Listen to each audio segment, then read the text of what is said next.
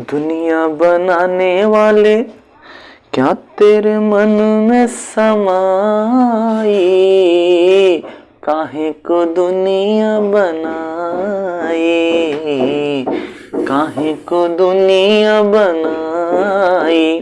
दोस्तों, इन्हीं शब्दों के साथ मैं पतित पावनी माँ गंगा की गोद से आपका फिर से एक बार हार्दिक स्वागत अभिनंदन करता हूं। दोस्तों, आज मैं बहुत प्यारा सा टॉपिक मूल अधिकार लेके आया हूं। मूल मतलब मुख्य मतलब हमारा मूल अधिकार, हमारा मुख्य अधिकार।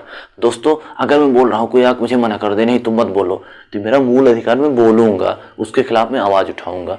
दोस्तों, मैं कहीं जा रहा हूँ, मुझे कोई पुलिस वाला फर्जी पकड़ ले, नहीं तुम नहीं जाओगे। अरे मैं क्यों नहीं जाऊँगा? मेरे पास मेरा डीएल है, मेरा आईडी कार्ड है, सब कुछ है, प्रदूषण है, मैं क्यों नहीं जाऊंगा? तो दोस्तों, मूल अधिकार के बारे में हम आप आज जानेंगे। आइए दोस्तों, हम शुरू करते हैं हमारा प्यारा टॉपिक, मूल अधिकार। दोस्तों, अगर हम मूल अधिकार की बात करें, मौलिक अधिकार की बात करें, जो व्यक्ति के चहुमुखी विकास की बात करता है, सामाजिक, बौद्धिक, न्यायिक और आर्थिक, सामाजिक, बौद्धिक, न्यायिक और आर्थिक विकास की जो बात करता है, वही मूल अधिकार। दोस्तों, हमारे संविधान के भाग 3 में मूल अधिकार की बात की गई। दोस्तों, इसके अंतर्गत अनुच्छेद हमारे कितने आते हैं, हम आप ये जानते हैं। सबसे पहले अनुच्छेद 12 से 35 तक, अनुच्छेद 12 से 35 तक। दोस्तों, इसे हमारे संविधान का मैग्ना कार्टा कहा गया। कहते हैं किस भाग को मैग्ना कार्टा कहा गया? भाग 3 को मैग्ना कार्टा कहा गया। ये एक फ्रेंच भाषा का शब्द, दोस्तों, फ्रेंच भाषा। कौन भाषा? एक फ्रेंच भाषा का शब्द है, जिसका मतलब होता है महान अधिकार पत्र या घोषणा पत्र। और दोस्तों, अगर मैं मूल अधिकार की बात करूंगा, तो दोस्तों आप पहले इसको एक बार फिर से रिवाइज कर लीजिए। मूल अधिकार या मौलिक अधिकार, हमारा मुख्य अधिकार। ये जो अधिकार दोस्तों, ये न कोई व्यक्ति या राज्य, कोई भी हमसे इसे नहीं छीन सकता है। याद रखिए दोस्तों, इस बात को याद रखिए, न कोई व्यक्ति, न कोई राज्य, इस अधिकार को हमसे कोई नहीं छीन सकता। कोई आदमी आके नहीं हमारा अधिकार छीन लेगा, मूल अधिकार, कोई राज्य हमारा मूल अधिकार नहीं छीन सकता है। तो दोस्तों, उम्मीद है इतनी बातें आपको समझ बहुत बेहतर तरीके से आई होंगी कि मूल अधिकार, मौलिक अधिकार, भाग 3 अनुच्छेद 12 से 35, मैग्ना कार्टा इसे कहा गया, फ्रेंच भाषा का शब्द है ये। व्यक्ति और राज्य इसे कभी छीन नहीं सकते हैं, ये हमारा मूल अधिकार होता है। तो दोस्तों, थोड़ा सा मूल अधिकार के बारे में और जानते हैं। अभी इसका मैं इतिहास आपको बताने वाला हूं। अगर दोस्तों मैं मूल अधिकार की बात करूं, मूल अधिकार या मौलिक अधिकार, इसी को भी हम बोलते हैं, तो इसका निलंबन, इसका रक्षण और इसका स्थगन। दोस्तों,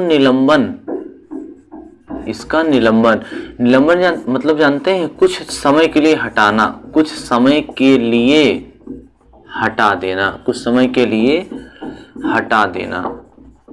तो अगर हम निलंबन की बात कर रहे हैं, तो कुछ समय के लिए मूल अधिकारों को हटा देना। जैसे अगर कोई राष्ट्रीय आपात की स्थिति लागू होती है, कोई बाहरी देश हमारे ऊपर आक्रमण करता है, तो हमें थोड़ी कहेंगे आप जाओ बाहर घूमो, नहीं, हम उनको मना करेंगे आप बाहर न जाओ, अपने नागरिकों को। और इसका मतलब ये है कि अब कोई नागरिक बाहर निकल के खूब मार उड़ उड़ के बोल रहा है, नहीं ऐसा वैसा, तो उसको हम तुरंत क्या करेंगे? अंदर करेंगे। क्यों?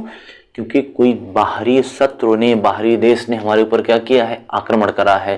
तो इसका मतलब दोस्तों कि अगर हम निलंबन की बात करेंगे, तो कुछ समय के लिए हटाना, जब वो स्थिति हट जाएगी तो ये फिर से लागू हो जाएगा अपने आप। तो दोस्तों, इसको राष्ट्रपति करता है। कौन करता है? राष्ट्रपति। देश का राष्ट्रपति लागू करता है निलंबन को। लेकिन याद रखिए दोस्तों, अनुच्छेद 20 और 21 ये कभी भी निलंबित नहीं होते, ये कभी निलंबित नहीं होते हैं, चाहे राष्ट्रीय आपात हो चाहे ना हो। दोस्तों, तो निलंबन का काम राष्ट्रपति का होता है। निलंबन का मतलब कुछ समय के लिए हटा देना, कुछ समय के लिए हटा देना। अब 20 और अनुच्छेद 21, अनुच्छेद 20 और 21, ये जो दोनों अनुच्छेद हैं दोस्तों, इनको राष्ट्रीय आपात के समय भी हटाया नहीं जा सकता है। अर्थात 20 और 21 निलंबित नहीं होते हैं।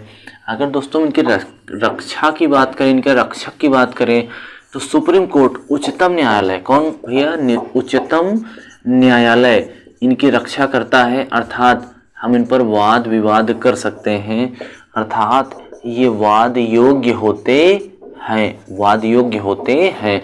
इसका मतलब इनकी रक्षा कौन करेगा? Supreme court. निलंबन कौन करेगा? राष्ट्रपति। दोस्तों स्थगन, थर्ड पॉइंट, मोस्ट पॉइंट, स्थगन, इनको स्थगित कौन करेगा? संसद करेगा। कौन करेगा? संसद। क्यों? अगर इनका कोई भी ऐसा अधिकार है, जैसे 3 तलाक, 3 तलाक, अब आप बताओ, पति बैठा है सऊदी अरब में, महिला इंडिया में है, वहां से उसको कोई चीज नहीं पसंद आई, तलाक तलाक तलाक, तो ऐसा थोड़ी संभव है। उस महिला का पूरा अधिकार का हनन हो गया, तो हमारी संविधान का मतलब क्या निकला फिर? इसीलिए कहा गया, अगर किसी भी कानून द्वारा किसी व्यक्ति का मूल अधिकार जो है, उसका अधिकार खतरे में है, तो उसको कौन संभालेगा? स्थगन। किसके द्वारा? संसद के द्वारा। तो इसका मतलब संसद को हमेशा के लिए क्या कर सकता है? हमेशा के लिए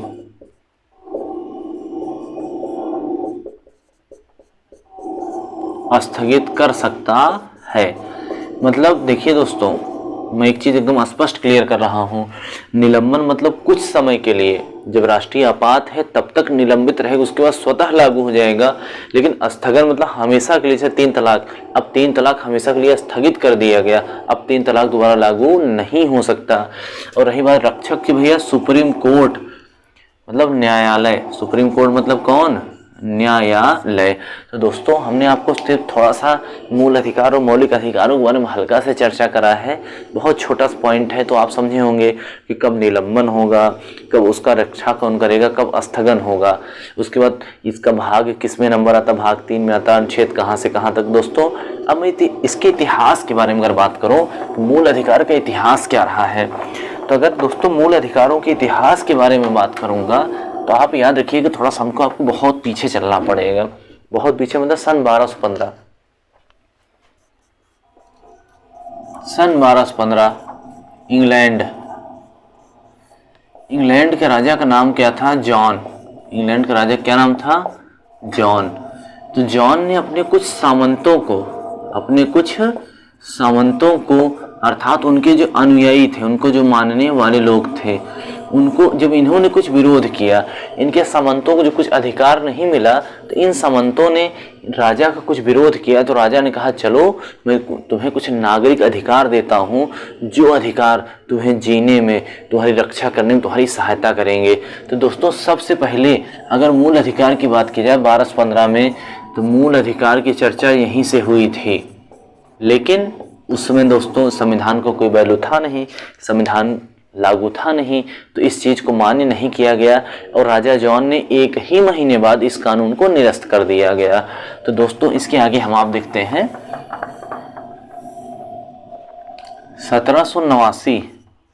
1789 में फ्रांस के संविधान, दोस्तों किसके संविधान में? फ्रांस के संविधान में मानवीकरण की बात की गई। किसकी बात की गई? मानवीकरण की बात की गई, कि मानवों के लिए, मनुष्यों के लिए, व्यक्तियों के लिए कुछ अधिकार होना अनिवार्य है। अगर वो अधिकार नहीं रहेंगे तो वो मनुष्य अपनी जिंदगी नहीं जी पाएंगे। दोस्तों इसी के बाद 1791 में संयुक्त राज्य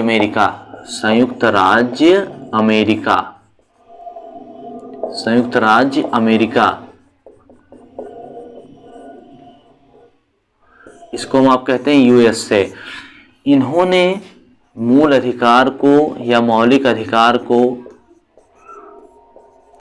अपने संविधान में पूर्ण रूप से क्या किया दोस्तों? लागू कर दिया गया। तो ये था मौलिक अधिकार का संवैधानिक विकास या उसका इतिहास।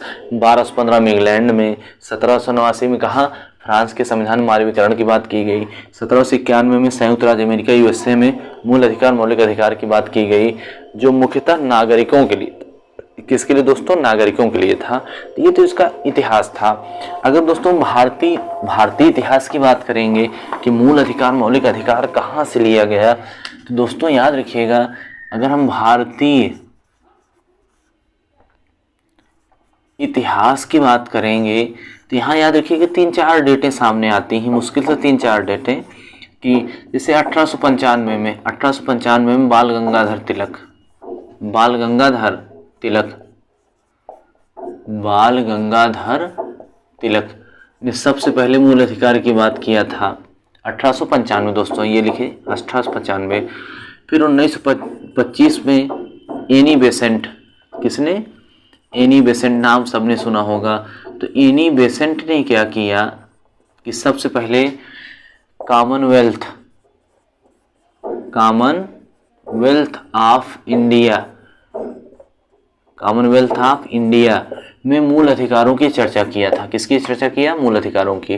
तो 1895 में बाल गंगाधर तिलक ने चर्चा किया कि लोगों को मूल अधिकार होना चाहिए, उनका कुछ पर्सनल अधिकार होना चाहिए जिस पर कोई भी अपना प्रतिबंध न लगा सके। फिर कॉमनवेल्थ में किसकी चर्चा किया? एनी बेसेंट ने चर्चा किया। दोस्तों 1928 में नेहरू रिपोर्ट आई। कौन रिपोर्ट आई? नेहरू रिपोर्ट आई। तो इस रिपोर्ट के अनुसार कि देश में रह रहे नागरिकों के लिए कुछ उनका मूल अधिकार, मौलिक अधिकार होना चाहिए। जैसे मैं पढ़ा रहा हूँ तो ये मेरा मूल अधिकार है ना, पढ़ाना मौलिक अधिकार है मेरा, मैं स्वेच्छा से पढ़ा रहा हूँ। अब कोई आएगा नहीं तुम नहीं पढ़ा सकते, तो ऐसा संभव है नहीं, मैं क्यों ना पढ़ाऊँ भाई? तुमसे कुछ पूछ पढ़ा रहा हूँ क्या कि मैं तुम्हारा कुछ मतलब गलत कार्य कर रहा हूँ तुम्हारे प्रति? नहीं कर रहा हूँ ना। तो इसका मतलब दोस्तों मेरा मन है पढ़ाना, मैं पढ़ा सकता हूँ, ये है मेरा मूल अधिकार। अगर मुझे कोई फर्जी गिरफ्तार करके ले जा रहा है, मुझसे पूछ सकता हूँ तुम मुझे क्यों ले जा रहे हो भाई, मेरा दोष क्या है? अपराध सिद्धि का अधिकार है। अगर कोई मुझे पढ़ने से रोक रहा है, मुझसे पूछ सकता हूँ तुम मुझे क्यों पढ़ने से रोक रहे हो। इसका मतलब दोस्तों अगर मौलिक अधिकार की बात करें, बहुत मज़ेदार चीज़ें हैं। तो दोस्तों हम आप देखते हैं कि इतनी चीज़ों का आपका कॉन्सेप्ट क्लियर हो गया होगा कि हम आप ये देखते हैं कि मौलिक अधिकार हमारे संविधान पहले कितने थे, अब कितने, किसको हटाया गया, किसको जोड़ा गया। ठीक, संविधान के प्रारंभ दोस्तों, संविधान के प्रारंभ में अगर हम संविधान की बात करेंगे तो प्रारंभ में मतलब पहले, संविधान के पहले 7 मौलिक अधिकार थे। कितने थे? और अब 6 मौलिक अधिकार हैं दोस्तों। तो इसका मतलब एक मौलिक अधिकार घट गया। तो पहले 7 थे। तो याद रखिए दोस्तों अनुच्छेद 31 में, अनुच्छेद 31 संपत्ति का अधिकार। किसका अधिकार? संपत्ति का अधिकार। आगे मैं बताऊंगा कि संपत्ति का अधिकार किस प्रकार का अधिकार था ये। तो संपत्ति के अधिकार को 1978 संशोधन के द्वारा इसको भाग 12 में, किसमें भैया? भाग 12 में अनुच्छेद 300 का, या इसी को हम आप ए कहते हैं, अनुच्छेद 300 का या ए, या 300A। ध्यान देखिएगा कि पहले 7 थे, फिर अनुच्छेद 31 का जो संपत्ति का अधिकार था उसको 44वें संविधान संशोधन 1978 के द्वारा उसे भाग 12 में 300 का या 300A के अंतर्गत इसे कानूनी अधिकार बना दिया गया दोस्तों। किसका अधिकार बना दिया गया? कानूनी अधिकार। कानूनी अधिकार बना दिया गया। जिसका मतलब अब हमारे पास केवल कितने हैं? 6 अधिकार। कितने अधिकार हैं? 6 मूल अधिकार। केवल 6 मूल अधिकार बचे हुए हैं। तो उन 6 मूल अधिकारों को हम आप देखते हैं कौन कौन से हैं। समता या समानता का अधिकार, आगे हम इन सब बारे में बहुत विस्तार से पढ़ेंगे दोस्तों। अनुच्छेद 14 से अनुच्छेद 18 तक समता या समानता मतलब हम आप कहाँ कहाँ समान है, कहाँ कहाँ समान नहीं है। दूसरा दोस्तों स्वतंत्रता का अधिकार। स्वतंत्रता का अधिकार, किसका अधिकार? स्वतंत्रता का अधिकार। अनुच्छेद 19 से अनुच्छेद 22 तक का, अनुच्छेद 19 से अनुच्छेद कहाँ तक का? 22 तक का, इसको कहते हैं स्वतंत्रता का अधिकार। दोस्तों अगर हम आप समान हो गए, फिर स्वतंत्र हो गए, तो फिर हमें शोषण के विरुद्ध अधिकार है।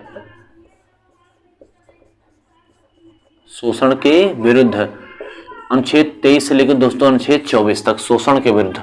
अगर हमारा आपका कोई शोषण करे, जो हमसे काम करवाएगा, हमारा शोषण करेगा, मुझे 10 घंटा मुझसे पढ़वाए, मुझे पैसा 1 घंटा का दे, तुम्हारा शोषण हो रहा है। हमसे 20 घंटा काम करवाए, पैसा हमको 4 घंटा का दे रहा, हमारा शोषण हो रहा है, तो उसके विरुद्ध में अधिकार, हमको अधिकार प्राप्त है, हम आवाज़ उठा सकते हैं। तो दोस्तों क्या होता है? शोषण के विरुद्ध अधिकार।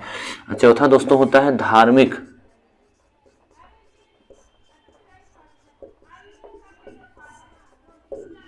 धार्मिक स्वतंत्रता का अधिकार। तो दोस्तों इसमें आता है 25 से 28 तक, अनुच्छेद 25 से 28।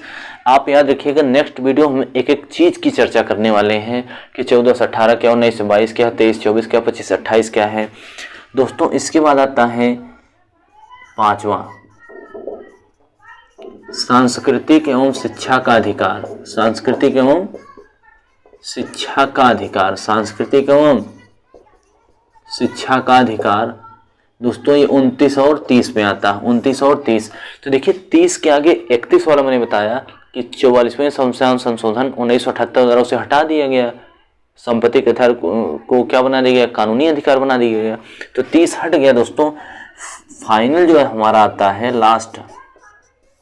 लास्ट कौन सा है कि संवैधानिक उपचारों का अधिकार। अगर संवैधानिक उपचारों का अधिकार दोस्तों सबसे मोस्ट है ये अनुच्छेद 32। किस अनुच्छेद में? अनुच्छेद 32 के अंतर्गत है। इसे संविधान की आत्मा कहा गया, इसे संविधान की क्या कहा गया है? आत्मा कहा गया है। तो दोस्तों जितना मैंने इंट्रोडक्शन दिया है आज मूल अधिकार के प्रति, वो आपको उम्मीद है पूर्ण रूप से समझ में आया होगा कि कहाँ से कैसे। दोस्तों 1 मिनट में आपको याद करवा देता हूँ। आप देखिए, अगर हमको समानता समता मिल जाए, अगर मैं समान हो जाऊंगा हर तरीके से, तो इसका मतलब मैं स्वतंत्र हो गया, मुझे कोई रोक टोक नहीं सकता। अगर मैं स्वतंत्र हो गया तो इसका मतलब मैं शोषण के विरुद्ध अपना अधिकार उठा सकता हूँ। फिर से एक बार देखिएगा, समानता या समता, अगर मैं समान हूँ पूरे समाज में तो फिर मैं स्वतंत्र हूँ, मुझे स्वतंत्र अधिकार है। अगर मैं स्वतंत्र हूँ तो इसका मतलब मैं अपने शोषण, मेरा कोई शोषण नहीं कर सकता, मैं अपने शोषण के विरुद्ध क्या कर सकता हूँ? हथियार उठा सकता हूँ, आवाज़ उठा सकता हूँ। अगर मैं स्वतंत्र हूँ, शोषण के विरुद्ध अधिकार उठा सकता हूँ, तो इसका मतलब मैं अपनी धार्मिक स्वतंत्रता, मुझे जिस धर्म का पालन करना हो, जिस धर्म को मानना होगा, मैं मान सकता हूँ। दोस्तों अगर मैं अपने धर्म को मान सकता हूँ तो 100% है मेरी संस्कृति और शिक्षा मुझसे जुड़ी हुई है, संस्कृति और शिक्षा का अधिकार है। और जो व्यक्ति संस्कृति और शिक्षा से जुड़ा हुआ है तो वो संवैधानिक उपचारों को मानेगा। तो फिर से देखिएगा, जो व्यक्ति संवैधानिक उपचारों को मानेगा वो संस्कृति शिक्षा से जुड़ा है, जो संस्कृति शिक्षा से जुड़ा है वो धार्मिक स्वतंत्रता का अधिकार प्राप्त कर सकता है, और जो धार्मिक स्वतंत्रता जानता है शोषण के विरुद्ध अधिकार अपना आवाज़ उठा सकता है। और जो धार्मिक मतलब शोषण के विरुद्ध अधिकार उठाएगा तो इसका मतलब वो स्वतंत्र है, और जो स्वतंत्र है तो समाज में क्या है? समान है। तो दोस्तों आज मैंने आपको सिर्फ मूल अधिकार का बेसिक कॉन्सेप्ट बताया है। इसके अगले वीडियो में दोस्तों अनुच्छेद 14 से लेकर के 32 तक का पूरा वर्णन होगा। तब तक दोस्तों नमस्कार।